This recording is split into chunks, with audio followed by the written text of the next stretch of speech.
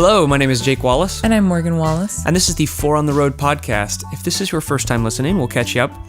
This podcast is a continuation of a project we started with our parents, Matt and Miriam, during the summer of 2011.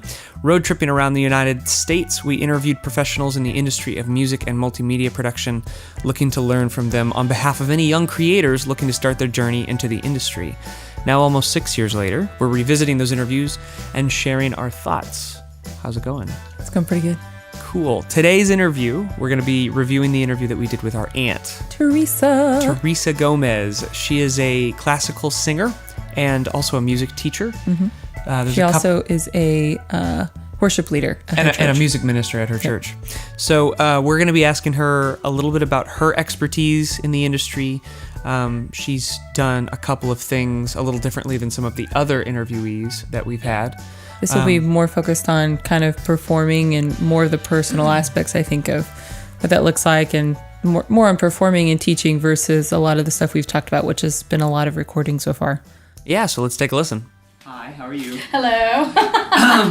And we've known you to be a very musical person from the get-go. I mean, we always grew up around you playing piano and whatnot, but could you please tell us a little bit about your musical background generally? How it got started and what encouraged you to, do music? Well, let's see. I guess it started when I was in grade school, and my sister always was singing. She was always ahead of me, and we just started singing as a family, just kids getting around singing. Miriam and I took piano lessons, so we did a lot of musicals and that type of stuff. Musicals and Christian music. Mm-hmm. So I think church was really the place I got started getting serious about singing. Yeah. Church. Then thought I wanted to be a middle school choir director, and when I got to college I did music education, but I still was singing competitions that all the vocal performance people were doing. That's when I fell in love with classical music, was in college. And I thought, that's the type of music that I'm more suited to. Mm-hmm. So going into college, you wanted to be a teacher. I did. And what changed your mind? I mean, you said you fell in love with classical music, but what changed your mind while you were in college to do what you do now classically and all the things that you do with the symphonies and things like that? Well, I still knew I wanted to get my music ed degree, because if I couldn't get any work singing, I definitely wanted to go that route. Because I like directing. I like directing choirs. But I had a really great voice teacher at North Texas. And he introduced me to David Davidson, who was doing the Dallas Symphony Chorus. And they gave me my first real symphony job. So, and I just started doing that. It's like you perform with one person, a conductor. Mm-hmm. If they like you, then they refer you to other conductors. Yeah. And that's how it all started going. And I think I was a month out of college, and then somebody from church said, "Could you teach me voice lessons?" And I started doing that with that person, and then I just stayed doing private voice instruction, private piano instruction. Mm-hmm. With getting the job with David Davidson, do you think that was a lot more of a lot of work on his behalf, or was that a lot of personal connection with your instructor and he just seemed to really like you? As in, was it really strictly just because of your voice, or because y'all had a good relationship? And it starts out with the voice. That's why, because he could love me as a person, but if you can't sing, if you can't perform, he's not going to hire you. So the connection was my way to get in, and then my audition with him is what secured the job. Mm-hmm. Now, he later on asked me to do other jobs with him because of how I worked with him. So really they all go hand in hand. Mm-hmm. We've had a lot of interviews talking about how it's so important to be personable with people, being easy to work with, and we hear all the time about people that are just hard to work with. So it's something that you really should strive for, because that's what they're actually kind of looking for. Did you have any instructors at North Texas that geared you specifically to or recommended to go, no, you should just do music education or do complete opera? I mean, did you have any instructors that did that, or did they all just say, do what you want to do? Oh, no, they will always give opinion. Grant really wanted me to go to New York City and do Met auditions, but I never really wanted to do opera. I love singing it, but I knew it was going to take me away from Paul and just my life for months at a time. So that's why I ended up going the symphony route, where you can prepare on your own and then you can go, do rehearsals, perform, come right back home. Yeah. And it's been great. But your professors and your instructors, sure, they're always going to tell you this is what they think you should do. But then you decide where your niche is. And for me, just the life of an opera singer is not for me. I know that in the past, I mean, this is a big difference. We've worked with someone who's done a lot of different jobs, and we have someone who's a musician right now. He also went to North Texas. But a big thing, I think, for us as we're looking to be musicians, and there's so many different ways to go into the music business. Yeah. But the concept, I know personally, I've always thought about that. There's other things that I do value in life, and certain music careers will take a lot of your time. And so if you just talking about, I'd rather take the symphony route because it took away from my husband and stuff.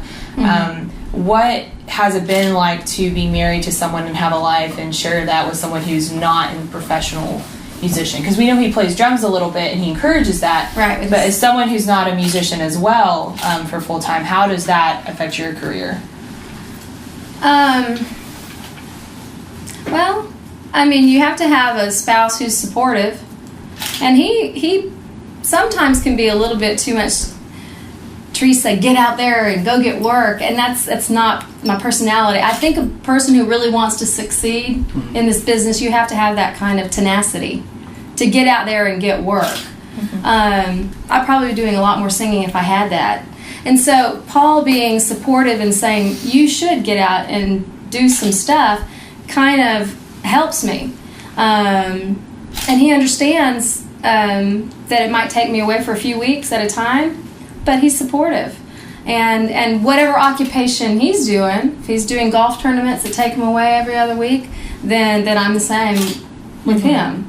So you have to, if you're going to be in a relationship with somebody and you're going to be doing a job that takes you away, then you just have to be on the same page.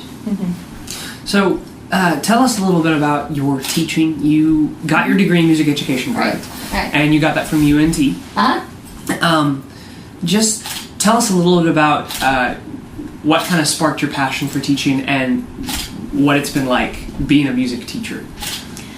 Well, like I said, I really thought I wanted to be in front of a choir because I like that. I like everybody coming together, doing their part, and then you create something magical with these different voice parts. So I wasn't sure private instruction was going to be my thing, but you still get that same reward in seeing your students succeed. I've got some students that are so much better than I was in high school. I watch them perform and I'm just amazed. And to be able to have a little part of that, when they do something wrong and you say, okay, if you try this, and they do it well, it's such a thrill. So working with kids, well, here's a question. Your parents, they were very supportive of you, the whole family being musical, correct? Yeah. I mean, they were really for y'all going out and doing what y'all wanted to do musically.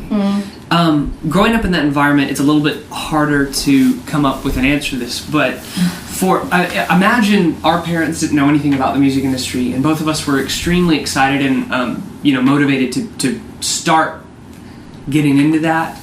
What kind of advice would you give to them, being parents of kids who are getting into the music industry? Wow, that's tough. I mean, yeah, because not being a parent, Yeah. But you also teach kids who have parents who want that. Yeah. Right. Oh man. I guess it's kind of the same as the spouse thing. If you're not part of that world, when you love that person, you want them to be doing what they feel called to do. And if it's music, I'm sure your parents would they want you to do something where you're going to be comfortable, and sometimes The music this industry. job is not comfortable. Yeah. Most of the time, you're not going to be in a situation where you're going to have your insurance taken care of. So there are a lot of little things like that can be stressful. Mm-hmm. But, you know, you could be in a very secure job that has a bunch of benefits, and you can be totally miserable. And if music is what you guys decide, this is what I want to do with my life, it's going to be hard, but your parents are going to want you to be doing something that you would love to do. Mm-hmm. I don't know if that answered your question. But Well, that's what just to be supportive of what they definitely be supportive, yeah, and encouraging, but let your kids make mistakes, Mm-hmm. And let them succeed at what they want to do. Growing up in the family that you did, who was supportive, and the kids you're teaching them more classical music, correct? You know, it's funny. It was that way at one time, Mm-hmm. but now here, most of my students are doing competitions with country music, with alternative type music, and so now it's really different than it was when I first started teaching voice. Mm-hmm. I do have some that are very interested in classical music, but the majority of my students are interested in other types. So it's very different than it was. Yeah. It just seems like the parents who would like to, give their kids a classical piano or voice training would be a little bit more, supportive of them than maybe like the kid who wants to go off and learn how to play electric guitar or something like that. It seems like a very different dynamic. So, well, most of the time when people want their kids to take piano, I think a lot of it, they don't expect their child to become this, amazing pianist, but they feel like it helps they become more well-rounded if they can do that. I would say that just from learning myself as well, just like you, I mean, it helps you in so many different areas in music that, someone who doesn't encourage even just piano, getting their kids through, even though they don't like it, they're going to learn something from it. Right. Do you have kids who just don't want to take lessons and the parents kind of ask them to, or do most of them, are they pretty willing? Oh, yeah, I would say 98%. They're the ones who have said, I really want to do this. I have had one that I knew he did not want to be there, but he liked me as a person, so it was okay, but he didn't progress. So do you feel that he benefited in different ways than the other kids did, or did he not benefit at all? I mean, I'm sure that it was probably good for him anyway. I guess so. I guess so, but it's hard on everybody when somebody is forced to take something that they really don't want to take. Yeah. And so with him, I had to choose songs that I knew he liked. I would never throw, Mozart at him because he wouldn't practice it. But I pulled out, what is it, Hakuna Matata or something, this is a while back, and he liked that song, so he practiced it. So with those, you just have to do something a little bit differently. Do you know if he's still doing music? Oh, I don't know. That'd be interesting to find. It would be interesting.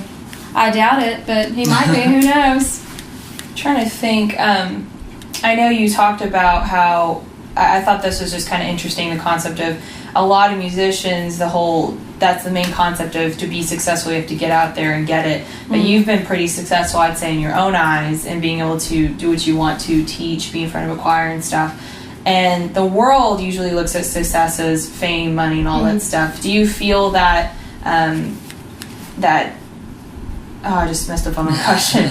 I guess it would just be like, what have been some of the biggest issues for you in making that? Like, have you ever wanted to go into a different type of position or ministry? Or have you always felt successful with what you're doing? Yeah, like with music. Have you ever felt drawn away from it, or has it just always been there? There was a time where I didn't want to sing at all, and I think that was right after we moved to New York. And I used to always feel so guilty because I remember Grant Williams saying to me, "Yeah, go to New York, go get work." And when I got there, I just shut down. So for several years, I didn't sing. I didn't do anything, not even at church. And but it was a sad time in my life. And I feel like if you're not productive, if you're not at least, for me, if I'm not singing or doing something productive, it's just a downward spiral. And so I don't think I've ever wanted to be apart from what I do. Mm-hmm. So, I mean, I'm happiest when I get the opportunity to sing, when I feel like I'm prepared to sing. It's not so much fun when you're not prepared. Yeah. But, you know, back when I wanted to be a middle school choir director, I'm getting to, that dream is being fulfilled right now, since I have that church job and leading a choir there. Mm-hmm. I'm getting to do exactly what I wanted to. And so it's kind of come full circle in a way, but yet God has continued to offer me opportunities to perform with symphonies, and I'm grateful for that. Yeah. So it's almost like I'm getting the best of both. Mm-hmm. It just sounds like people can go through. It's okay to go through those learning stretches where you didn't want to sing. Mm-hmm. Was there just a lot of uncertainty at that time, or did you knew that I just don't want to sing, or maybe I'm being called somewhere? Like, how hard was it at that time to figure out what you were supposed to do? I don't think there was ever a time where I felt like I was not called to do it. Mm-hmm. It was just a period of disobedience. That's what I really would call it. Well, I just chose to shut down. And were you focused on other things? I was focused on myself. Okay. That was it. Well, I mean, for the concept of non-spiritual or anything too, one of the biggest things that we've heard just so far in the past couple of days is that you have to want to do it to make to make it, to be successful, be productive, like you were talking about, and have a heart for it. And then on the more spiritual side of things, you've got people talking about being called to do it. But for the people that aren't religious, right? In that sense, what advice would you say without being attached to that? I mean, would you agree that you have to have your heart in it, and you will feel that passion? And I think so. Yeah, you've got to have that desire to do it, to keep doing it. I've been anybody can get those great jobs, but for most people, they're knocking on a lot of doors. They're making a lot of contacts. They're meeting a lot of people. I feel like the jobs that I've gotten really have been just a gift from God. Yeah. Because I haven't had to go knock on a lot of doors. But the thing about it goes back to what we talked about earlier. Once you work with a person who's influential, if they like you, if they like what you're doing, you're singing, you're playing, they'll recommend you to others. And that's how it's been that's been my walk. It's and I still have to choose to do those jobs. I mean, there are times if I haven't been singing a lot and then I get a call like the Dallas Symphony calling, it's a scary thing to say, yes, I'll do it, because you might not sound like you did the last time. You want to so still that's keep when you your have to have reputation. you have to have that desire to keep working at it, at your craft, so it'll still be really good. Do you think you ever stop working at your craft? I mean, do you think you would ever hit a stopping point and you're like, okay, this is as good as I'm going to get? Or do you think you can just, I mean, age and stuff aside, do you think you can just keep getting better, musically and stuff like that?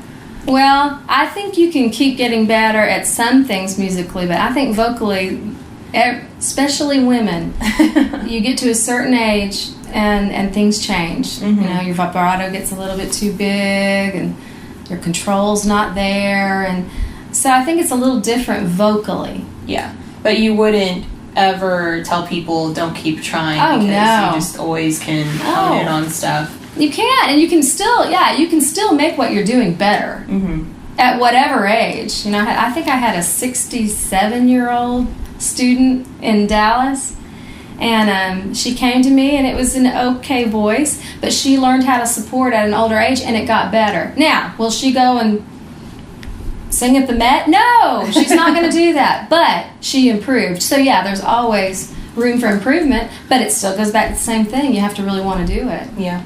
So you were talking about the job with the symphony, and so basically you have 3 jobs at the moment musically. Could you tell us about those? Okay. Yes. Most of my week is spent going to a high school, going to other people's homes, and teaching here, and those lessons are private piano and voice lessons. So I have a studio of, I think this fall I'll have 34 students. And then what's the breakdown on piano versus vocal? It's funny because that's changed from when I was in Dallas. In Dallas it was about 75% piano, and here it's about 75% voice. So it's really swapped. Yeah. And then, of course, on Sundays, I'm responsible for planning the worship service But that at our takes church. time outside of just Sunday. Yes, though, it right? does. Yes, it does. The And then I non-piano. rehearse the choir on Sunday as well. Cool. So, and then, of course, every now and then, you get to get up on stage and sing with symphonies. And So- you're going to be singing for the Dallas Symphony this Christmas, correct? And That's you've done that in the past? I did it in, yes, they have between 11 and 13 concerts that they do at Christmas time. And I did it in 1997, and then I was asked back in 2000, and now I'll go back this Christmas and do it. And we'll do 13 concerts. So I think another question that I was kind of thinking of is, it makes a lot of sense that, you know, being married is a big part of your life and the decisions you make. But have you ever thought, I mean, how hard would it be to sustain yourself if you were single doing symphony stuff? I mean, is it non-existent, impossible, or do you think you might manage? you mean me personally? Or? Yeah, like you by yourself, do you think you could be a symphony, classical? Well, that's the only thing I'm doing. Yeah.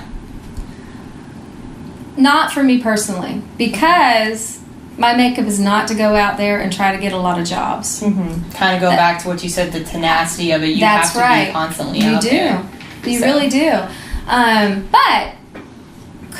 But being in the music world, yes. Yeah.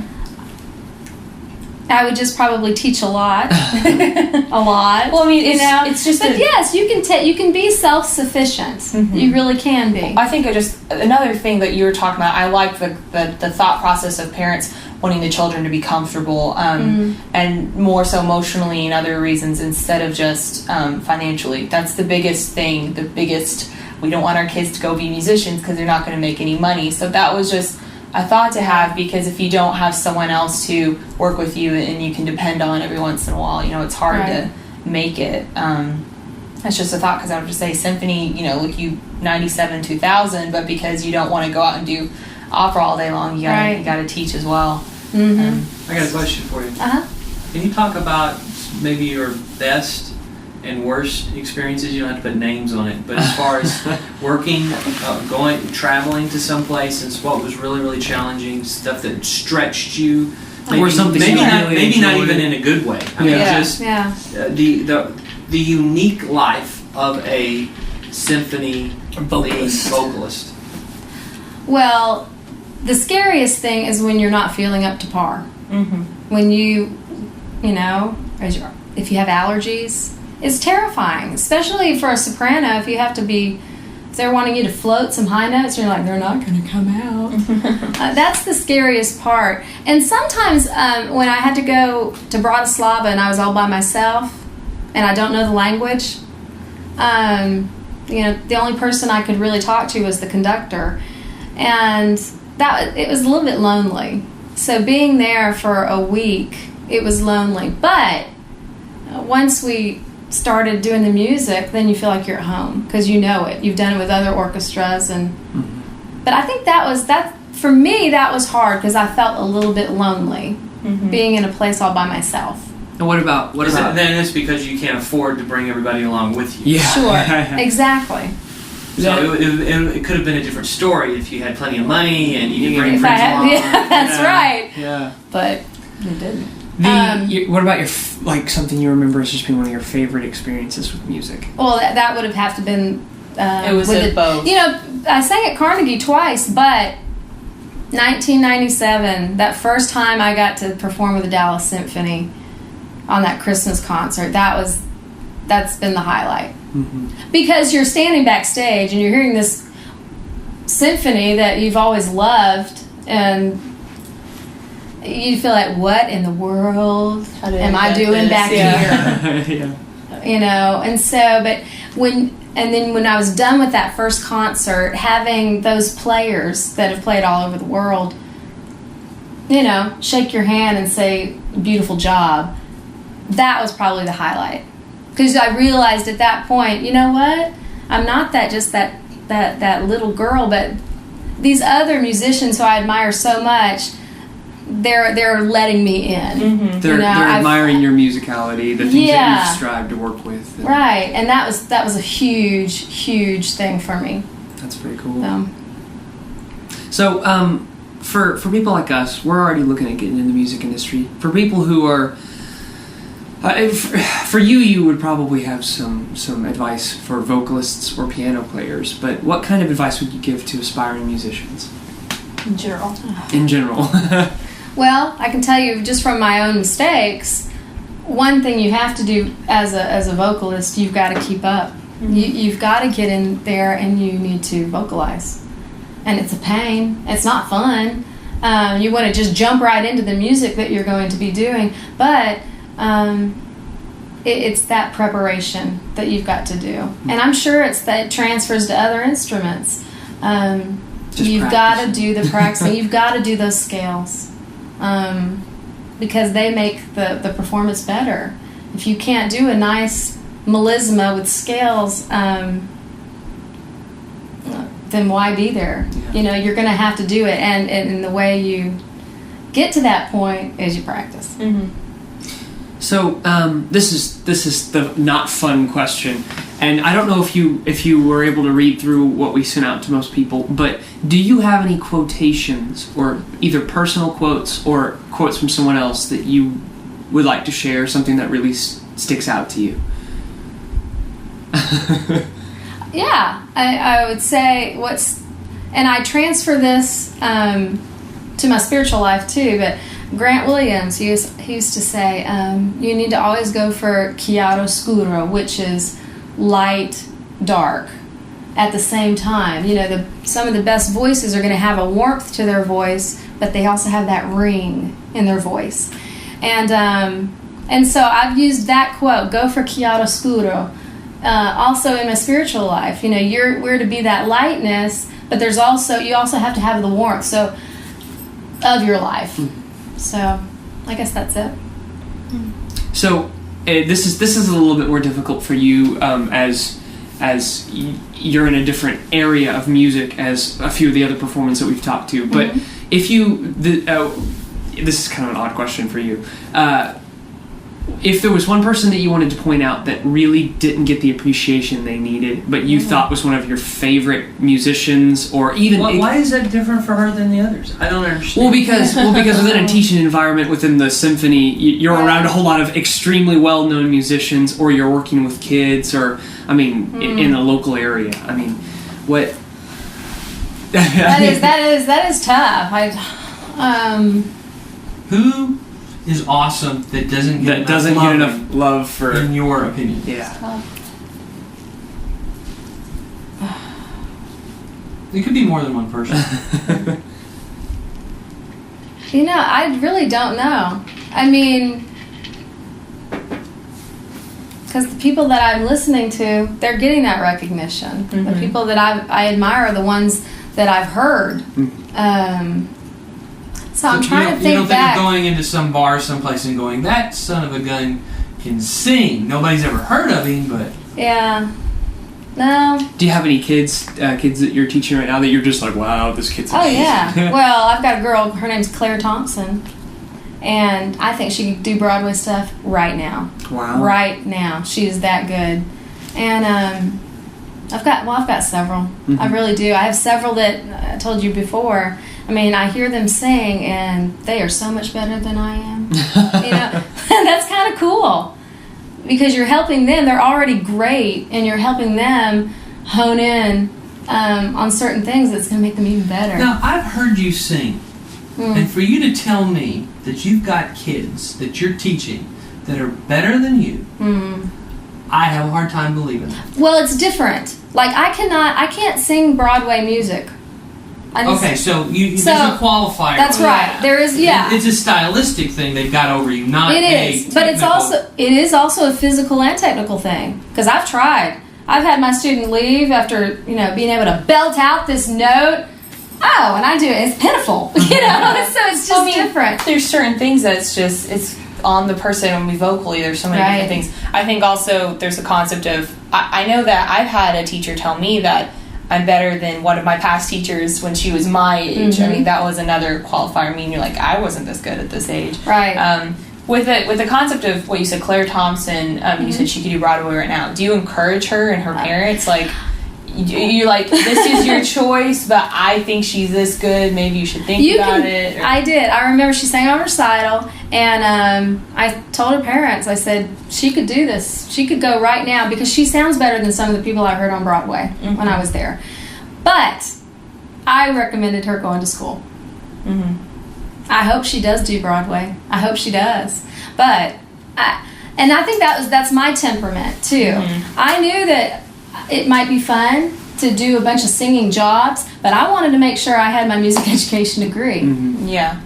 So for me, it's almost like a safety net. Yeah. I do like that safety net. A lot of people don't do it. They won't. And going on Broadway, and that's okay. I mean, I respect the people who can just go out and do it. And going out on Broadway is kind of like really putting your neck out there. It is. So, and there's a lot of competition. A lot of competition.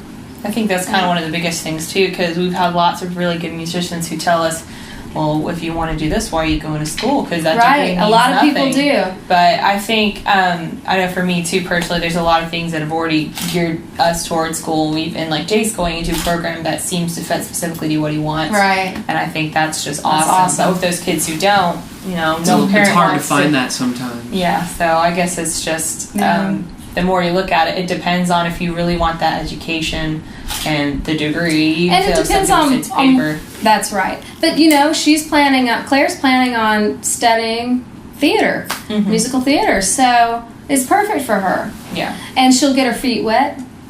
She'll be in all those productions. And then that also builds up her bio. So it's a good thing. So what kind of stuff do they look on bios? What? I mean, when you send somebody a bio, what are they looking at? Who you've sung with? Well, for me, it's who what have you sung, one thing, and also what symphonies have you performed with.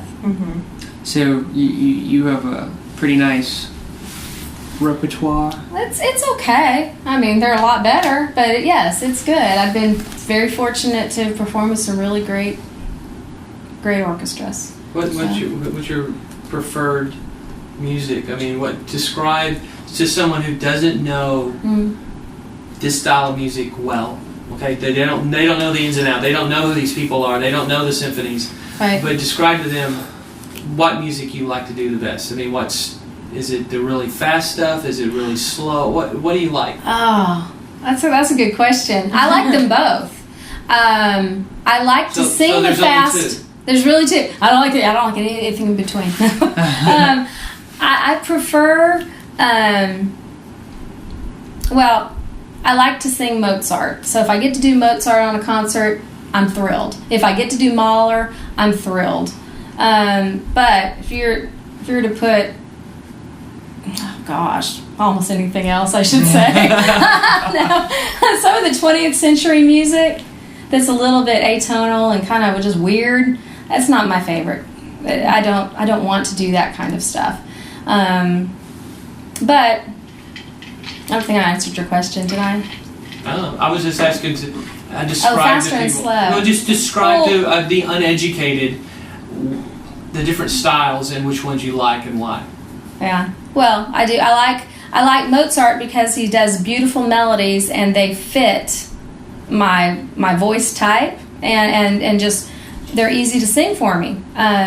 He's written it in a way that I can move quickly on fast passages, but he's also written it for the soprano in a register that's just easier. So it's more fun. It's not easier for everybody, but for me, Mozart is a good fit. I should say. For me, so that's what I would want to do. Yeah, for me, piano-wise, I know that I would always prefer to do something from the Romantic classical period. I love Chopin. It's slow. To me, it's easier, but for other people, I guess it's not. How important is it to do those types of genres and songs and composers that you seem to hate? How important is it to do those? Because it stresses you, doesn't it? It does. It stresses me because you want to be able to do something that you do well. Now, there are some things you should stay away from, because there are certain types of music that I know that's going to be too heavy for my voice. And if I choose to do that, even though it might be a great paycheck, it's not going to be beneficial to me. It's probably not going to be beneficial to whoever's going to hear it as well. But so you have to make choices. But it is good. I almost turned down that Oratorio Terrazine because it was a new composer, and I thought it's going to be weird music, and it's not the kind I like to listen to.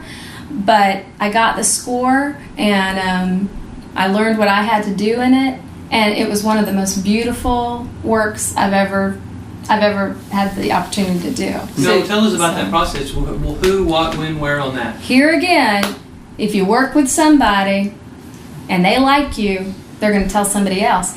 This composer, Ruth Fazal, out of Canada, she plays violin, and she went to school in England with a conductor that I worked with the Knoxville Symphony.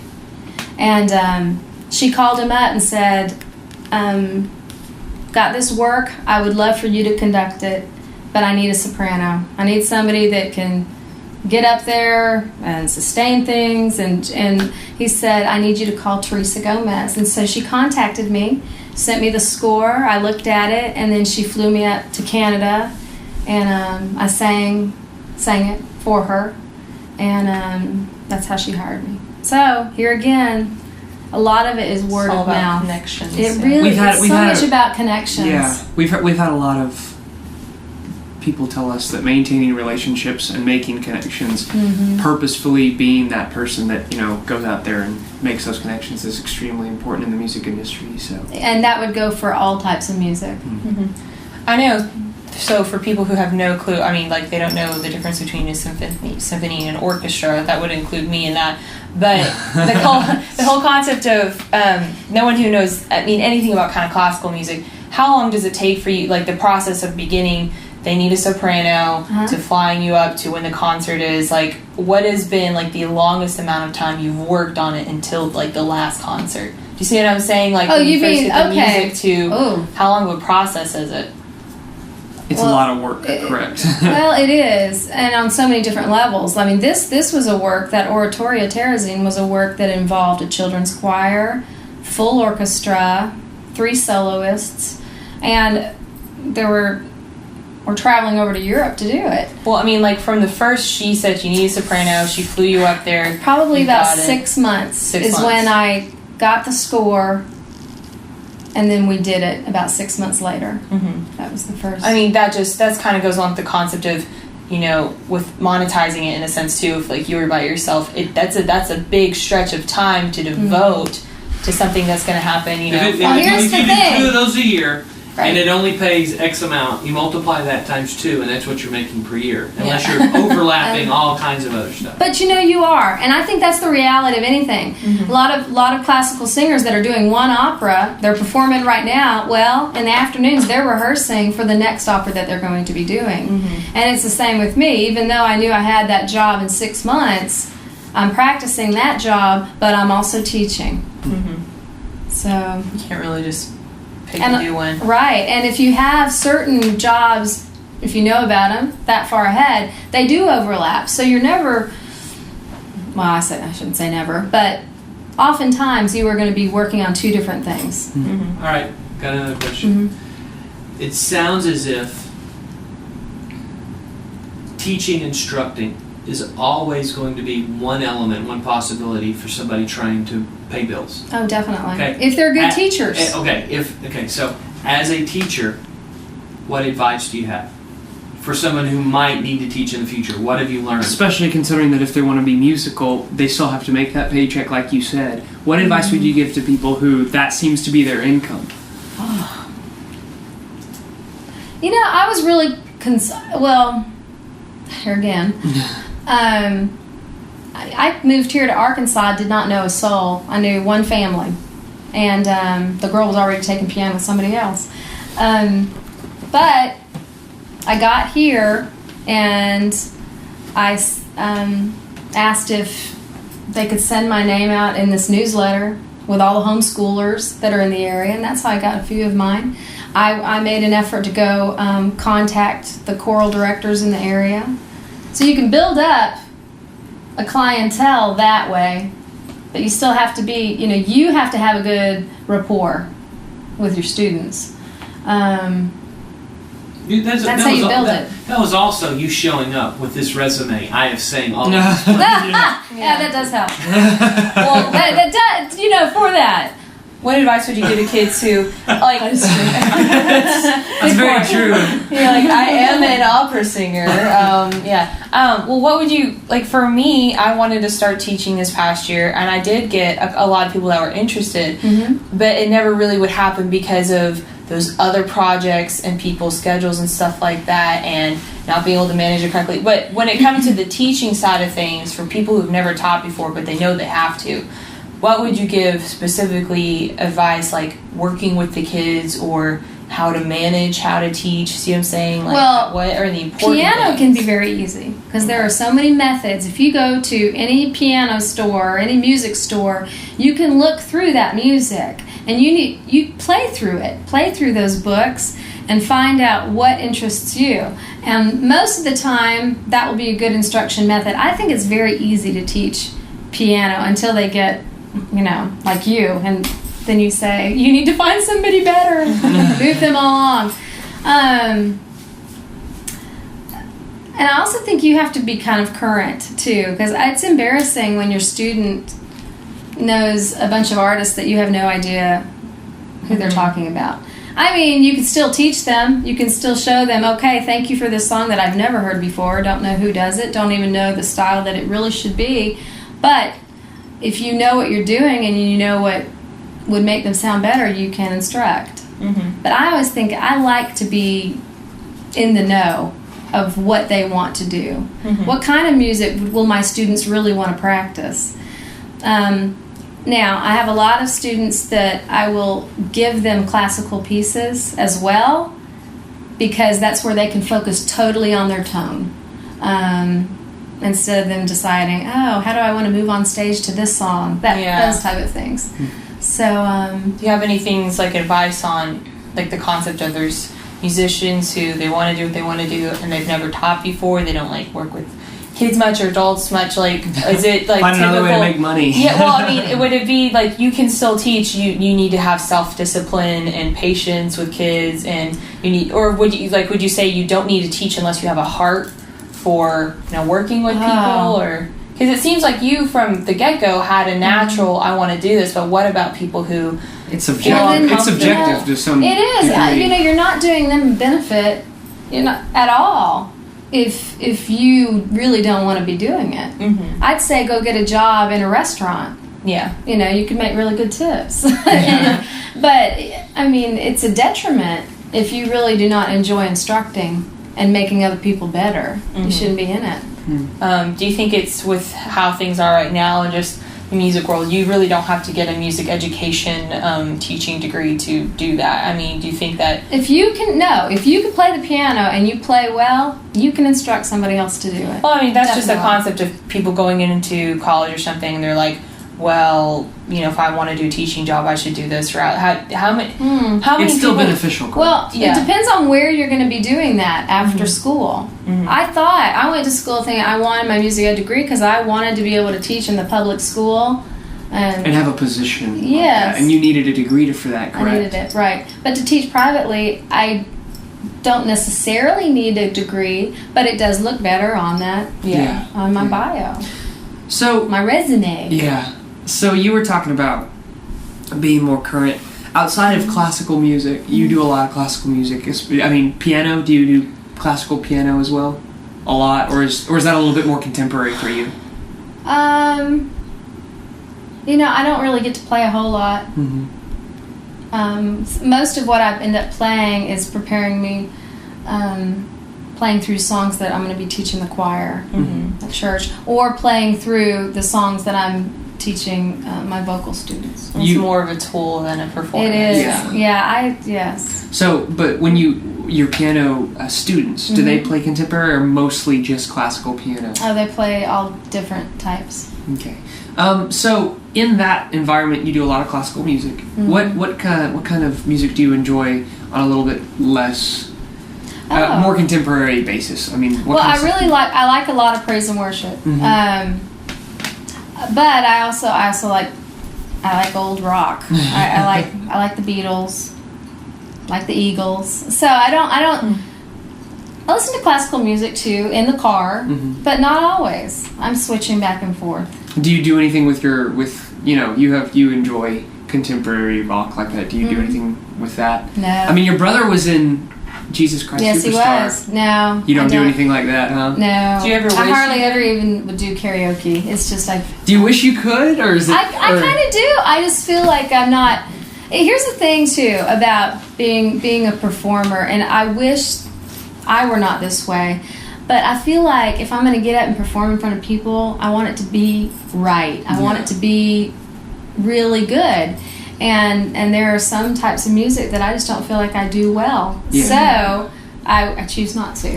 I'd say the other side would be because you know how the voice works and what you need to do to keep it healthy and stuff. That there's certain things you shouldn't sing, right? Yeah, but that's with the classical music too. You just know that there are some songs that are going to be in a certain part of your voice that would just wear you out. Yeah. So you should stay away from some. I have a question.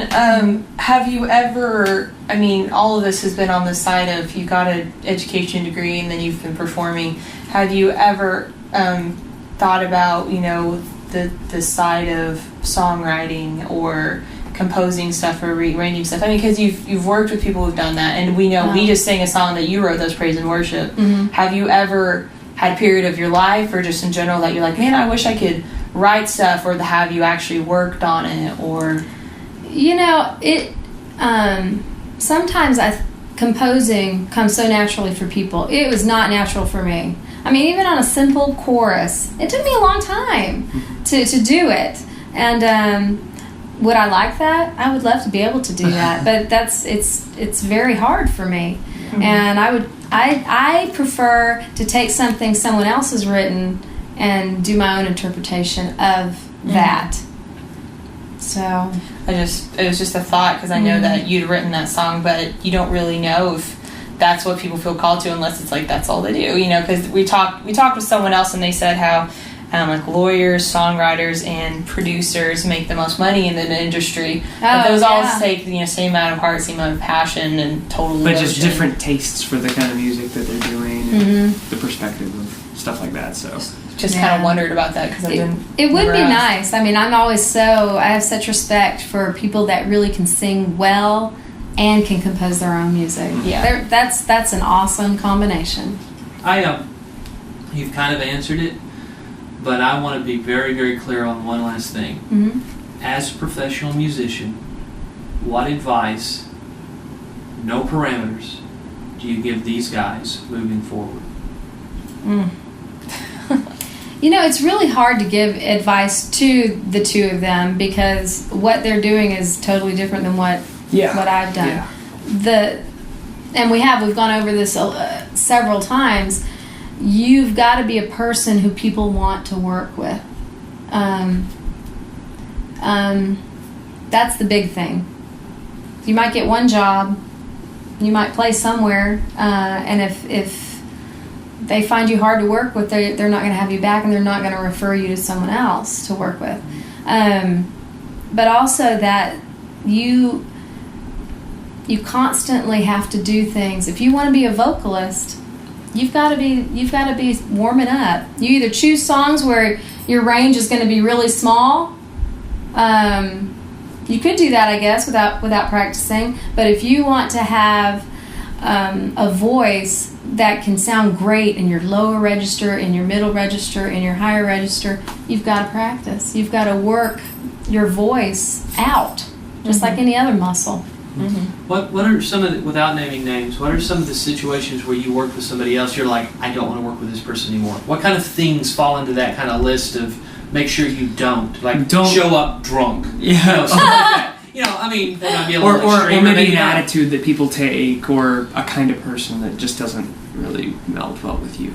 It's tough because at least in my world, there are conductors. They have to have an ego. They do to do what they're doing. They have to have an ego, and so you have to deal with some people like that. But then you get some conductors that are just good people, and you want to be around. So I will work with those egomaniacs, but I can't wait to work with the good-hearted conductors. That makes me feel so much better about my band director at State, because he was just crazy. He was really had a huge head, and I was just like, he's great, he does his job well, but it's just like, ugh. But I'm not going to go have a beer with you later. No, not going to do it. No. What else? That was just advice to these guys. Yeah.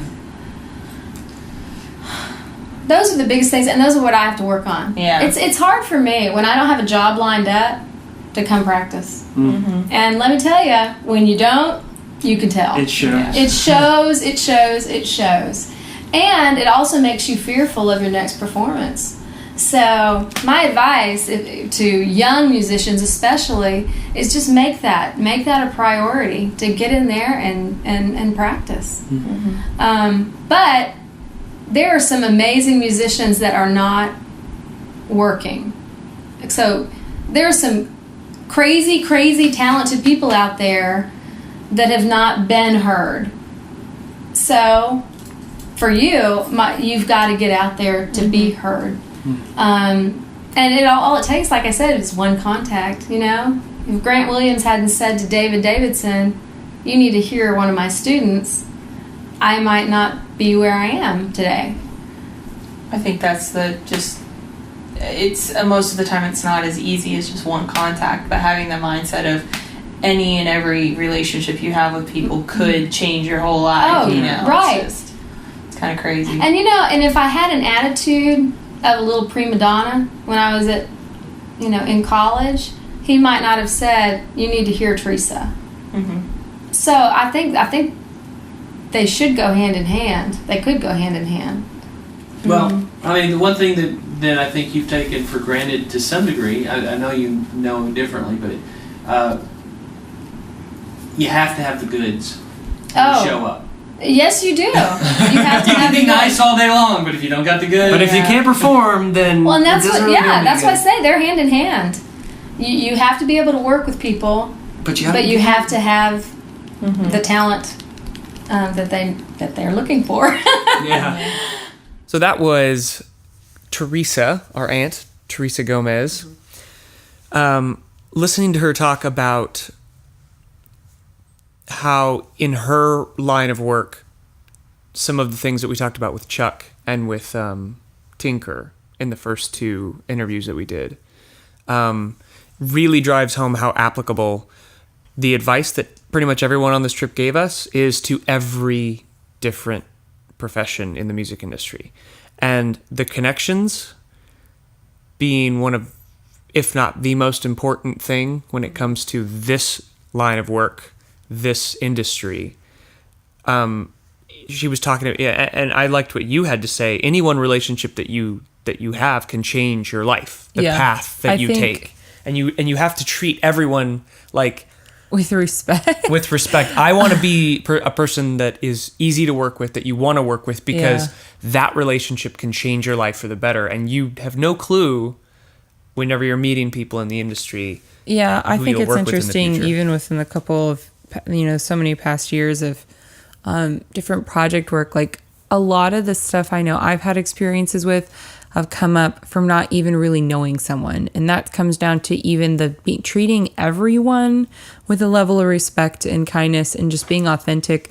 Because it could be that your friend knows you, and then your friend's connection is the one there's just a level of, sometimes like the best gigs really are 2 or 3 people removed, and you never really know where it's going to come from. And I know most of the bigger opportunities have been they might kind of know me. They, same thing. They've heard me sing, and they've kind of met me, but that's it. Like, it's not the ones that I'm really close with, and then they're like, let's start a band.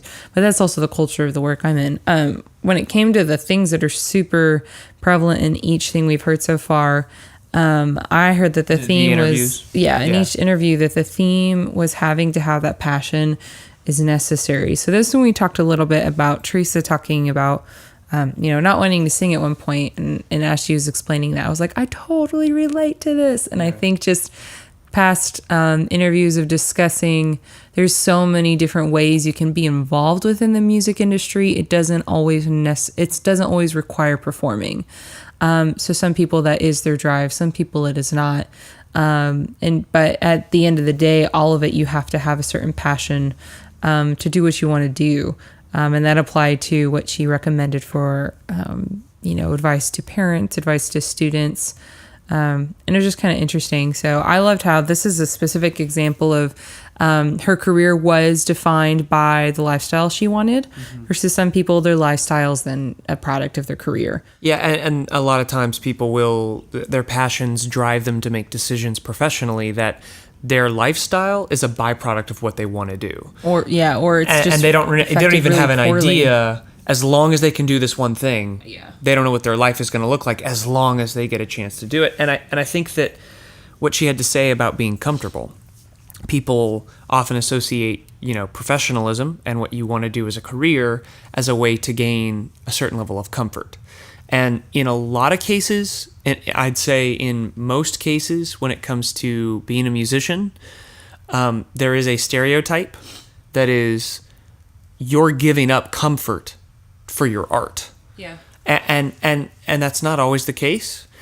There's lots of ways that you can, as long as you go out and build a certain profession for yourself when it comes to your music, there are ways to find comfort. But in a lot of cases, if you're going to do the art, if you're going to do whatever you're passionate about, sometimes there's going to be spots of your life where it's not comfortable. There's no CEO of a company, like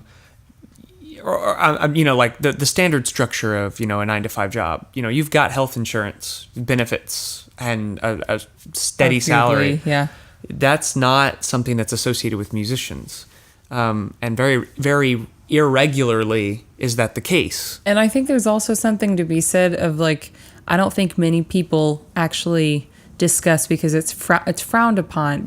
Let me start over.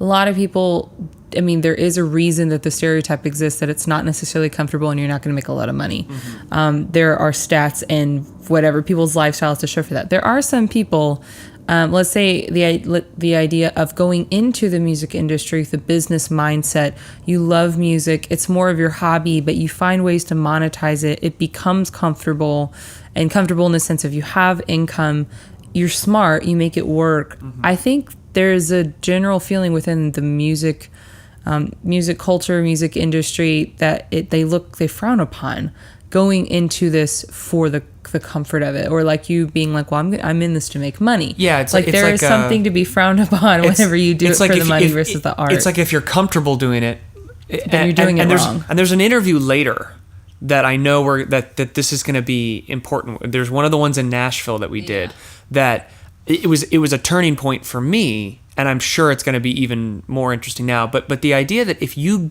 find a way to make lots of money in music, and you find financial stability in your music and what you're doing, that you always are like relinquishing the art of it, that you're always giving something up or you're selling out. And that's something that I hope we'll talk about a bit more. I just think it's, as all these things we're talking about, there's no perfect balance. And I think that's one of the hardest things, is that there's this weird culture of musicians not being able to be smart with their finances. Splurge buys, addicted to gear, that whole thing. And then not having, and then some don't have the job to be able to afford those things. So it makes them look like it's the bohemian lifestyle. Yeah. And then there's the other side of it where maybe you're really, quote, big in the industry. You are creating a lot, but then people look down on that and not saying that you're creating art. And I think there's no really easy medium. And I think some of the people who are in the easy medium, arguably in regards to having, let's say the criteria is having more than $10,000 of income a year, and you have an easy rent, you have some sort of insurance or like set salary. I mean, that would probably be professors. They have like a contract that is steady.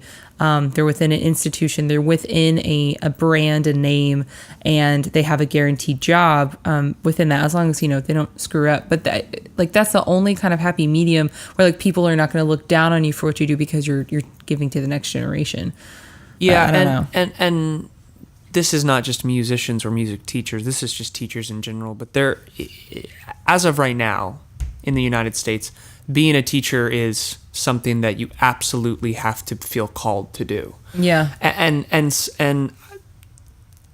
now that I'm thinking about it, I think that for musicians, sometimes that's not always the case. Now that I think about it, because in some ways, I know a couple of people who are teaching in order to make enough money. Yeah. As a music teacher, because what they really love to do doesn't make them enough money to pay their bills. Mm-hmm. I've seen people fall into it and start to love it. Yeah. And I've seen other people who talk about like the fact that, that is their income and that's not necessarily what their passion is. Other teachers, like I don't necessarily, unless you're just like, absolutely love math and can't, handle yourself and you have to teach people. In other professions where you're a teacher, it feels like you have to have a calling to really want to, I think there's a level of like, there's in other in other areas of the workforce, other careers, if you're going to be a math teacher, you don't really have time to be able to invest in having a full-time job doing math or anything at a company. And that's the difference where musicians, the quote, you can gig split your work, time. It's just, unless you're a full-time touring musician, there is an element that the likelihood of being able to have a full-time 9-to-5 or full-time sustaining job, it's not that it's unlikely, it's just that the actual time frame of how many hours in a day does it take to execute this thing, like you can do both. And so I think that's almost the difference of why that's even so prevalent, as well as before, not even before technology, but the culture of it is a super, like you have to have a teacher at some point. Mm-hmm. Whereas I think the idea of textbooks and being able to learn formulas on your own was a little bit, I don't know how to explain it. It was like earlier on, you were able to learn about science and math without a direct teacher. Whereas when it came to certain areas, especially within classical music, the culture still very much is like, you can't really succeed, I think, by standards that are still in place today without having like a good professor. At least a majority of people. Yeah. And there's a lineage that's still kind of necessary and present in certain musical circles. Oh yeah. And I think talking about the whole teaching, whether at a necessity or you want to, there is the weird situation of the marketplace of teaching music that some just, they do it for the money and they're not very good at it. But at the same time, you don't last very long if you don't have any joy from it. And I think there's almost like a niche of people who they don't recognize that they are good teachers, or they do, but they hate it. Yeah. But they actually secretly love it. And it's just kind of interesting. And that doesn't last, I think, in a public they hate school it, system. but they actually love it. They secretly love it. It's weird. We have to preface all of this with the fact that we're still both very young, and a lot of what we've been told, 6 years ago in the interviews, rings true with the experiences we've had with other older people who we've worked with in the industry, or even our own teachers in school, is to see them, and the ways that they're passionate, or for some of my teachers, I had a couple of teachers who loved teaching, and then I had another couple of teachers who felt as if they were obligated to teach, but they didn't necessarily they didn't have a same passion for it, or at least they didn't act like they did. Yeah. But we have to preface that with, I mean, things are changing. There are plenty of musicians who have found legitimate ways to, have a comfortable living through the use of technology and through the use of things will always be changing. And that I think that back in the first episode that we did, or the first podcast we did with Chuck Ebert, you have to be willing to find new avenues to do what you want to do in today's fast-paced, always changing musical world. And that doesn't mean you can't pursue the same old school avenues of teaching and live performances. And what Teresa does, there's still a very set way of making the connections and finding people who are involved in these circles that hire for performances, that know exactly who they're looking for when it comes to, we've got this performance coming up, I know exactly who to call. That's still a very traditional way of doing things. But and you can pursue those. But I feel like we just have to preface what we're saying with, things are changing. You can't necessarily say that, if you're a musician, you're never going to be comfortable. That's silly. Yeah. But the passion is the backbone for what drives your work in the music industry. And being, I think, very self-aware, because there's an element of, if you want to define comfort by what you're okay with and where you're at. You have to define what that is. Yeah, true. Yeah. I mean, it's this is all super subjective in defining success, defining art, defining but for her, she made the distinction of she's not really much of a go-getter. So all of the things that she's been able to do, she thinks is of gifts. And having people in your life that help you recognize like your worth and like what you can do, what you should pursue is definitely good for a lot of people who aren't very self-motivated. And I know there's that conversation too, especially in 2017. There's so much discussion about busyness being highly regarded, or just maximizing your like time management, how effective you are at X thing, how to benefit, it's and how to rest well. That just kind of, I feel like I'm approaching articles and stats and stuff like that all the time. And so I think that's kind of an interesting thing, is just knowing that with the whole fast-paced culture that we talk about, there is room for an old school approach, I guess you could say, in the sense of not being fully connected in every route, as long as you know what you're looking for. And I think that is the biggest thing that I know plagued me, like mentally, emotionally, when, quote, going into the music industry, was freaking out about there's so much, what do I do? How do I handle it? Yeah. And hopefully, I mean, all these podcasts and the diversity of the people in it will help give people some comfort if they're listening and in that boat. Because I know there's just, you don't have to, if you don't have a joy for teaching, it's not that you can't make money and you're screwed. I mean, there are other avenues to take. Or even sometimes people have like incredible skills of creating things that other teachers can use, and then you can even sell like that as a product. And once again, that's not a problem at all. I mean, people purchase stuff like that all the time, then you're not having to directly work with kids or adults or something. Well, and I think it's also a good idea to, if you have the time and you have the opportunity, to try it. Because I know plenty of people who have found passions by accident. Yeah, and you learn a lot when you do it. I mean, part of why I like being a teacher right now, which I am, I like it because it does stretch you. You are literally, it is also really great practice of learning how to work with people when it comes to a variety of backgrounds and cultures and parents and kids. It's funny because I feel like there's something to be said, if you can handle certain age groups, then you can handle the adults as well. It's like not the other way around. Like if you can, or if you can handle the adults, you can handle the kids. But there's something to be said about patience and kind of being able to see the journey of other people. I find joy in that, of seeing kids improve and understanding that. I think that goes in the conversation of, is sharing your art, sharing either your songwriting, your voice, your skills in any way, is that a responsibility or not? I think that is a really big question that I find that I feel like if I had to make a guess, a lot of people I know don't ask or don't answer, or if they were going to answer that, they said, no, it's not my responsibility to share with the world. There's a big conversation about your place in society. Is there a place to be had in society? How do you care for other people? I mean, it's just that goes into social, economic, religious, spiritual, whatever, of your perspective on the world, and how you teach and how it motivates you and your drive in regards to if you're going to work with other people, how you treat them can definitely be influenced by that. And so as Teresa speaks, I mean, if you listen to it, a lot of what she shares is like there's a joy in certain things. I love watching my students and then talking about when she didn't want to sing, that being an act of disobedience. That language is weird to some people.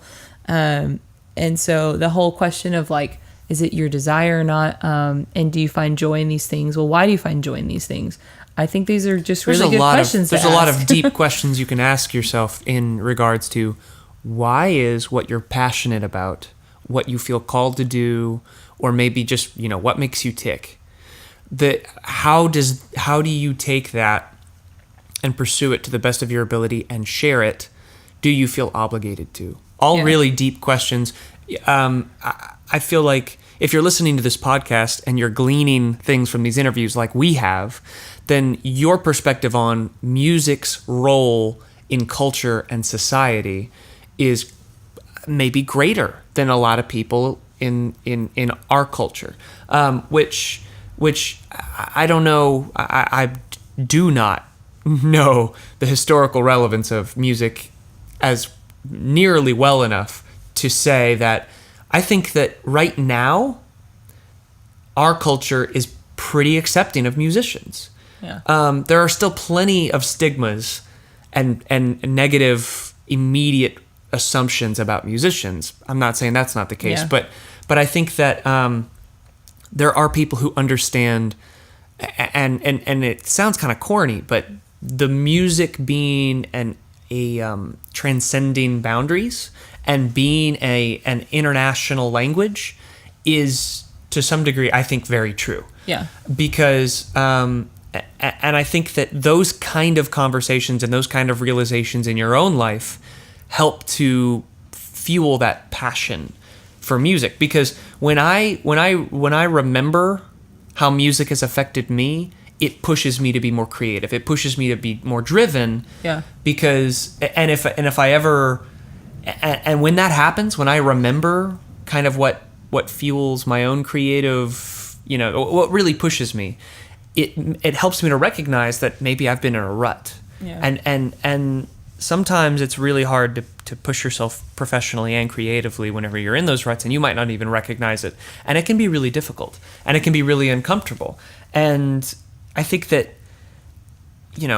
what she said about practicing is really good. And that goes back to what Tinker in the second podcast we did was saying. You need to be shedding basically if you don't have anything coming up. Yeah, if you're not gigging, if you're not doing something, like she talked about the fear when she gets an offer to go perform. The real, I know what that feels like. It can be visceral, and I'm talking about like small time, like small groups of people watching you play or sing or do whatever. I feel like we should have this a conversation at some point just on, I know I'm surrounded by a lot of people who I guess within the artistic community, they're so, especially in 2017, there's a lot of conversation about like mental health and depression and anxiety. And that is very present and like there's a lot of people I know personally who deal with that, and I have never, like, just very thankful that's never been a big thing for me.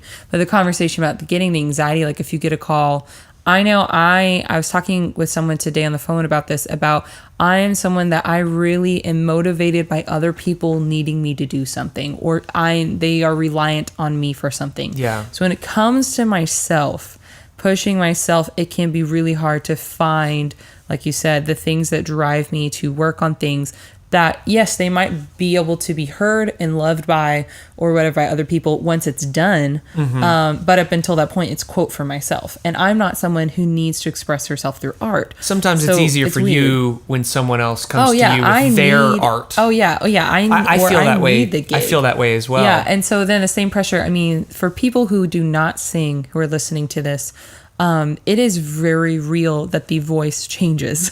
And that there are some voices who literally can and can't do things. There's also an asterisk of if you know how to correctly exercise your voice, just like, and I use this, I feel like this past year has been a big chunk when she's talking about it's a muscle. I actually tell that to even some of my youngest students to help them understand that you have to be able to practice, not just because teacher says so. It's because if you don't use it, then it's not going to work. I have adults who I say, hey, do you speak much in your job? That affects how they're going to maybe be able to sing. What's their lifestyle like? Even the difference of languages. There are some languages who require certain parts of your tongue and your throat and everything more so than others. And that even affects the sound of whole cultures. Like it's incredible. But there is, I feel like, an extra anxiety, for singers, because even though you have muscle memory, there's a little bit, in some ways, compared to other instruments, there's a higher risk of damage if you don't know what you're doing or you do know what you're doing. And allergies are real. And it's ridiculous. I've played gigs where it's silly. There's probably video somewhere. I can sneeze and play the drums at the same time. like if I'm having a rough time and the allergies are getting to me, that doesn't stop me from showing up and playing the gig. Yeah. But when I'm singing, when I'm singing background vocals, I can also hide. Yeah. But when you're a soloist and you're in the position that Teresa is in when she's singing with a symphony in front of, it's televised, so thousands and thousands of people. The fear that, that cough you had last week could ruin that entire performance is real. And that's part of, Teresa didn't touch on the lifestyle of it.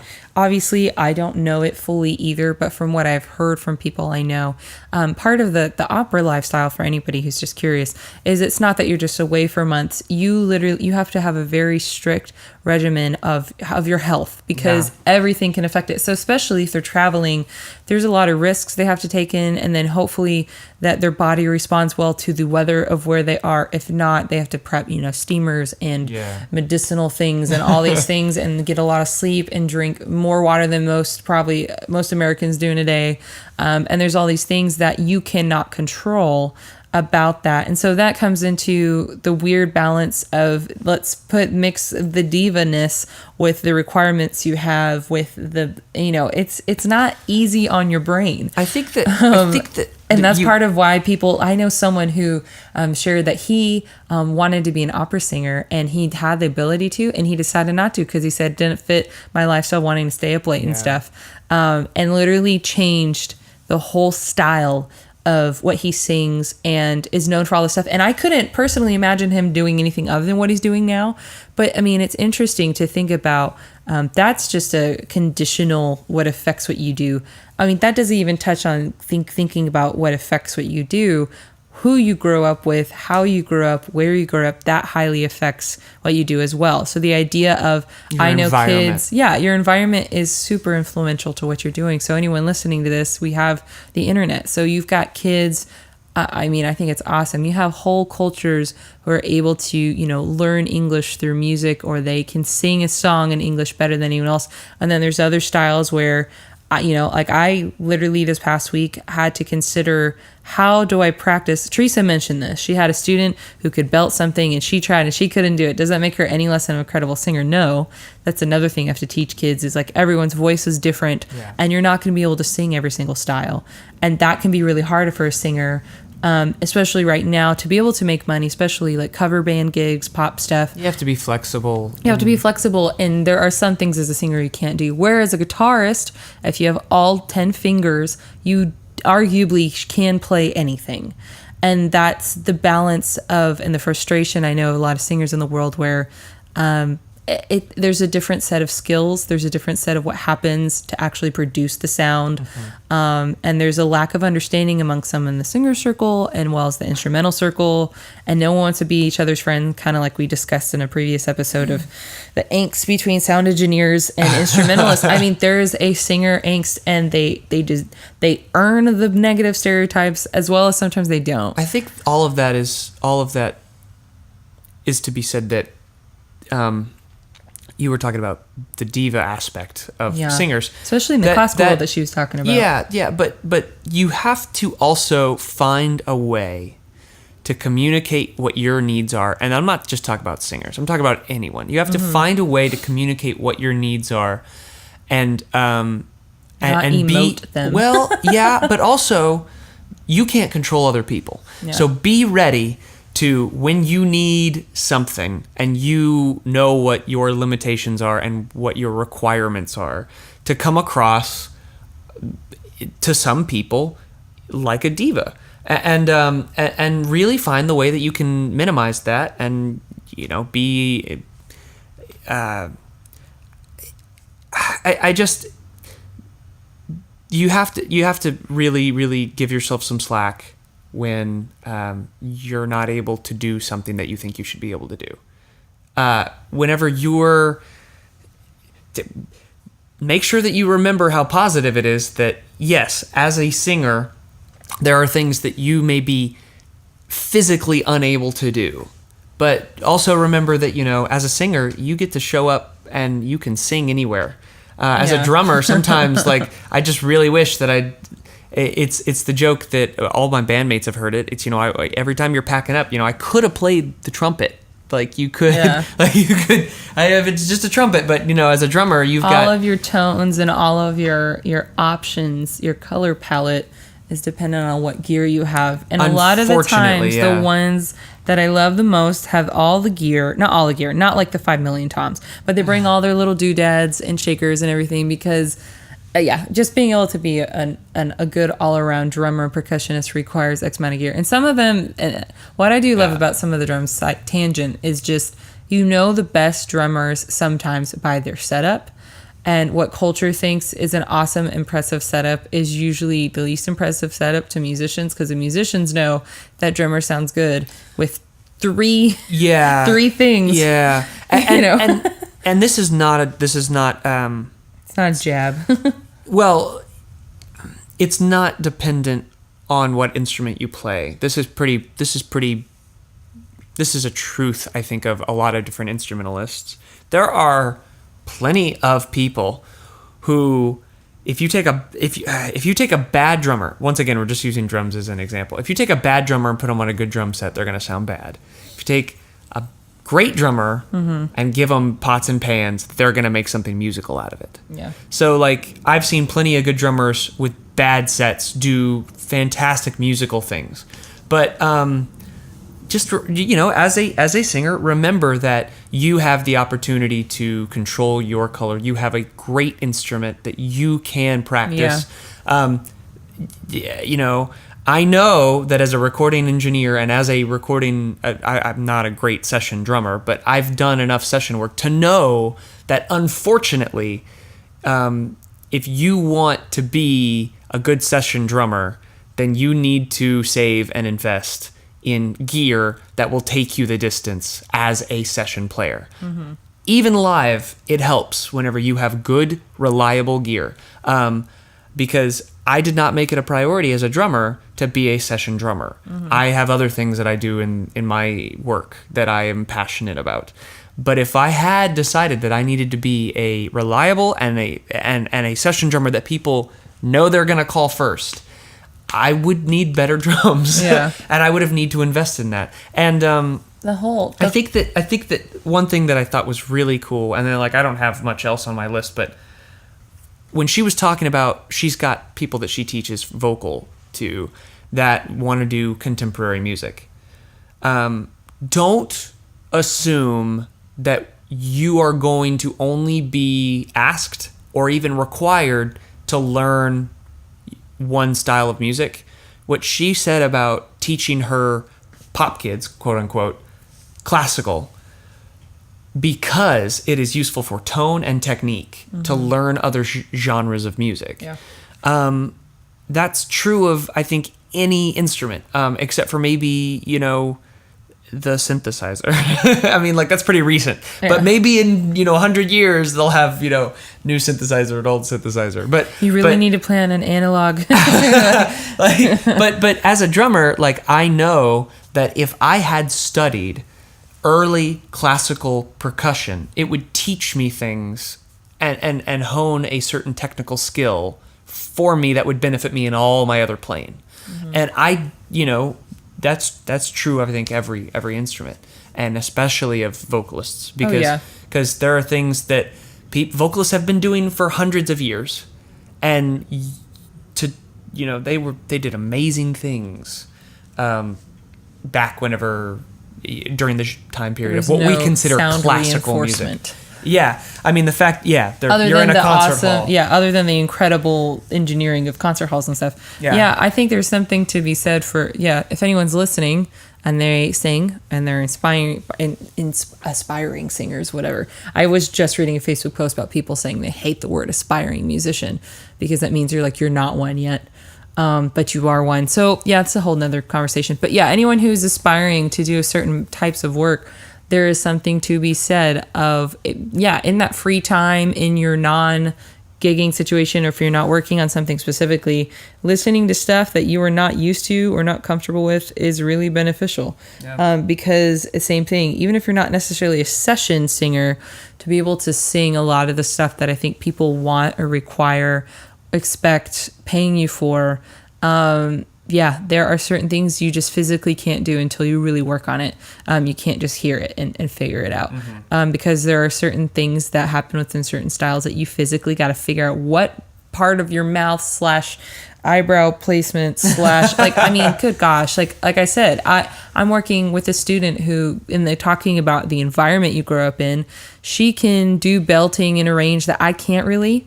And that's part of it, is our voices are different. My voice is in a lower register, but it's also because she grew up listening to mariachi music. Yeah. So now I've got to figure out, to better empathize with how to help her do better, I have to figure that out. You got to listen to some mariachi music. And listening can get you pretty far as a teacher. If you're listening for the right things, if you know enough about your instrument, you don't necessarily have to learn the song before they do. I know some people teaching style, like they're learning the song and they know it by heart, or they know all the changes or something before they teach a student. I don't think that's necessary. There's a lot of people understanding instrument, but that is an area that I'm like, I'm going to be able to do my job better if I learn how to do this too. And that is not going to be necessarily comfortable or fun, or it might be really fun. But that is part of the whole going back to the profession of teaching. You don't stop learning as a teacher. And I think some of the coolest moments of teaching are when you have those students, like Teresa had mentioned, where, you get to say they're they're better than you are. And figuring out how to help them continue to excel, but also getting to watch that and know you had something to do with it. It's really gratifying. And remember that there's always a qualifier there. Oh, there's always a qualifier. Because it's subjective. Yeah. And I don't know. That's something that I don't necessarily think I thought of whenever I wrote it down, but you have to be willing to take a step back and be honestly excited for people who can do something that you can't. Yeah. Because especially if you're in our position where producing, engineering, being some of the behind the scenes jobs, you have to be a cheerleader in some situations. Oh, yeah. And how to be a cheerleader is also a skill set in itself. Because you can come across as disingenuous in a heartbeat. Yeah. Like you can, and I mean, and that's a really good skill no matter what you are doing, is how to encourage someone, to push someone, and to also be critical of someone all in the same breath. And magically put all those things together, and whatever they need the most comes on top. Yeah. Yeah, it's hard. I think that's you have to be able to read. That's one. Yeah, that's one of the biggest things, is being able to read people, and that also, once again, working with kids or adults as a teacher. I think some of the people who do that type of work best, they're working with people more, and that's not the case for all musicians. Some musicians are pretty secluded. There's not a lot of interaction outside of their friend circles and stuff, and that can make it difficult. Play to your strengths. I mean, there are people who do some of the most amazing production in their own studio by themselves with no one watching and no one listening, and they do not want that to be a collaborative process. And just find what you feel you're good at, practice that. Play your strengths, practice your weaknesses. There's my quote. there's our quote for the day. So I think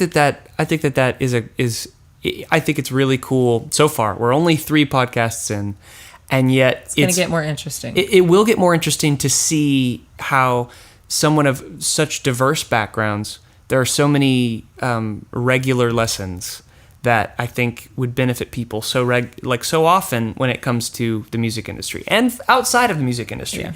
But I really, really hope that for anyone who, I mean, this has been really good for, I think, singers, but for anyone who's interested in musicianship and the professional, the industry that is music, that, you know, you'll continue to join us for the rest of these podcasts, for the rest of the interviews, because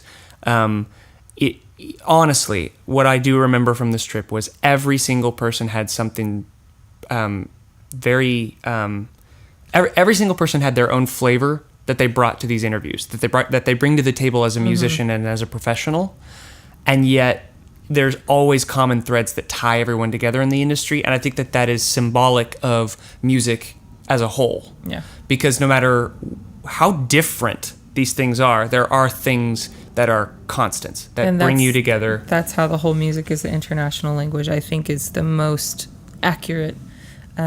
Just being able to, and that, I think humility is required within that for that to kind of even work. But yeah, I think remembering vaguely some of what's going to be coming up, I'm excited. So we'll see what happens. Yeah. Is there anything else you want to add? I don't know. I think what takeaways, what my quote, what, you know, play your strengths, practice your weaknesses, understanding you should be nice and kind to everyone you meet, even if it's just, I know for me, learning more and more, even the random colleagues you meet, or even people that are not related to music, they can be people that change your career and your life. So not writing anyone off, or if you do, give them a couple times before you do. There is maintaining yourself. But yeah, I mean, not being a jerk, knowing that you can be within a classical world or non-classical world and not actually have to be a diva to do well.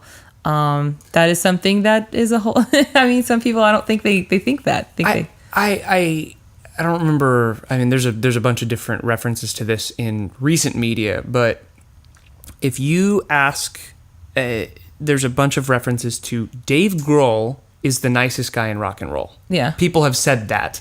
They might be wrong, but he comes across as a very genuine person in different contexts, no matter where he's at. The age of the rock and roll star, I think, is dying. I think it's already at its end, and it really shows in public displays of people talking, musicians talking. Yeah. That a lot of people who are really successful and have really been able to make a difference with their music have communicated what our interviewees have communicated, which is like, that era is gone. Kind of. It depends on where the money is, because while you say that, and while we talk about whistle tones, and I'm not going to say who, I mean, there's still a lot of big name record label, like, people who are jerks, or they are just babies, or they just, I mean, and their circles or production teams like allow it. Like, I guess they don't take classes on etiquette, or like, hey, you're going to be put in the corner, like, if you don't treat people better, or they let them learn the hard way because it's going to be a good marketing ploy to allow people to fall flat, I think it's flat fame. on. I think that fame. Power, money, and fame but can get to you. It's just one of those things that, I mean, it still happens, and so knowing how to deal with that. But yeah, other thing we were talking, she mentioned singing very high in the interview and stuff, and I know for me, I've had to actually express more than I thought I would this past year, the idea of like whistle tones, and that's something that Mariah Carey made famous, but then people like Ariana Grande continued, and that's just kind of a little side pop note that's still prevalent. It's a thing. High singing is still there, even though the if that's age what of you want to do. Yeah, but I mean, like, the age of chesty belting has been the popular thing. You know, sopranos still have a place in this society. In regards to, if you're looking at popular music. I mean, if there's it cuts both ways. If you've got a voice that people want to hear nowadays, great. If you have something completely different, then you can bring back a style. And there's auto-tune. Yeah, well, there's styles being brought by all the time. We'll talk about that more in the future, but will we? I hope not. So thank you for listening to the podcast once again. Please join us for our next episode as we take a trip to Sun Studio in Memphis, Tennessee. We had a lot of fun there, and I think that it's going to be... It was one of my bass playing career highlights. You will never see me play bass again, maybe. I don't know. Maybe 2017 will be new. But I remember the interview is definitely a different... There was 2 interviews. Well, and it's a different flavor than what we've had so far. And it's exciting. I'm excited. You should stay tuned. You should come back. Thank you guys so much for listening. Thanks.